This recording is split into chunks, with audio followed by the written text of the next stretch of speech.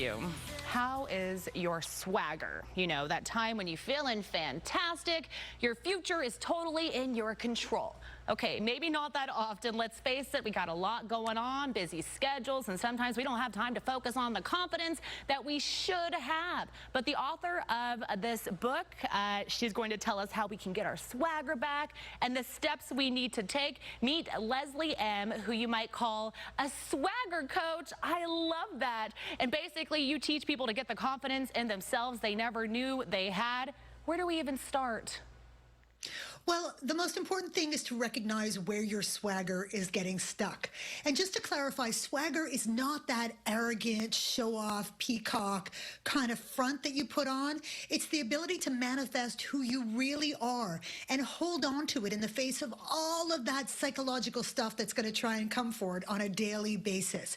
So it's about really tapping into everything that you are and not just focusing on the parts that you think are shiny or glossy or acceptable, because we are so much more than that. We do not have to be perfect in any way, shape, or form to be worthy of full swagger. I already feel better just hearing you say that, especially, you know, social media. A lot of people, we tend to compare ourselves to complete strangers. So how do we take these steps to kind of boost our self-confidence? And is this advice for everyone, people of all ages, including teenagers?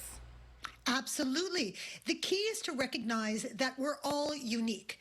And as soon as we start to compare ourselves to other people, we're basing it on our own judgment of others, just like others are basing their opinions on us based on their biases, their perceptions, and so on and so forth. It's like the equivalent of going into the airport, going over to the baggage carousel, grabbing someone's random baggage off of it, dragging it home, opening it up, and putting their dirty underwear on your head.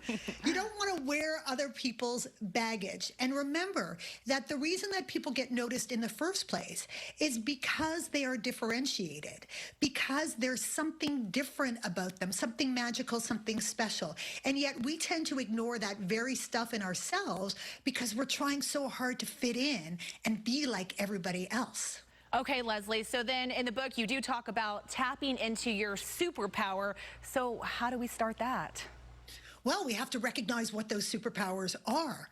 You know, we all know that we have these quirky, wonderful, differentiated things about us, but we're not really sure whether the world is going to accept it or not. We have to let go of that because we'll never know for sure unless we show people who we really are. And only then will we start to recognize all the power that we have within ourselves. I always say to everybody, you are already everything that you need to be. The secret is for you to believe it. And once you believe it, you can really start to use it and own it. So look for that stuff that is a little weird, a little wonderful, a little quirky, a little different, and step into that, because that's what's going to get you noticed in this world, not by being artificial vanilla. And I feel like it's easier to be yourself than to try to be someone else. And I love how you say it's your uniqueness is what makes you and what helps you stand out. And then eventually that leads to swagger, which that alone is just a fun word to say, Leslie. So again, the title of your book is?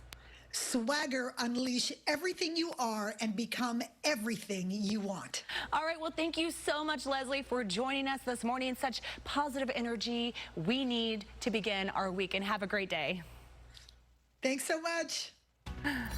Good stuff there. Well, your time right now is 7.